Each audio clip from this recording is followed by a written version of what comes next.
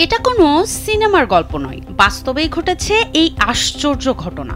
কৌতূহলের বশেই বিমানের landing gear কক্ষে প্রবেশ করে এক আফগান কিশোর, কিন্তু হুট করে বিমানটি চলতে শুরু করায় সেই কক্ষ থেকে বের হওয়ার সাহস জোগাতে পারেনি আর।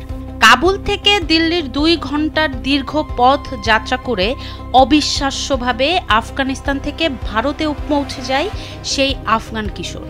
গেল রোববার কাবুলের হামিদ কারজাই আন্তর্জাতিক বিমানবন্দর থেকে দিল্লির উদ্দেশ্যে রওনা হয় KAM এয়ারলাইন্সের একটি ফ্লাইট। স্যান্ডেলিনা সো, রূপচর্চায় আভিজাত্য। ফ্লাইটটি দিল্লির ইন্দিরা গান্ধী আন্তর্জাতিক বিমানবন্দরে অবতরণের পর বিমানবন্দরের কর্মীরা হতবাক হয়ে যান।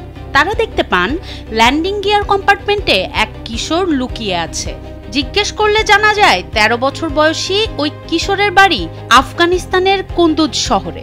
সে জানায় কৌতূহলবশতই কাবুল বিমানবন্দরের রানওয়েতে চলে আসে সে এবং সবার চোখ এড়িয়ে KAM এয়ারলাইন্সের RQ4401 ফ্লাইটের ল্যান্ডিং গিয়ার কম্পার্টমেন্টে ঢুকে পড়ে।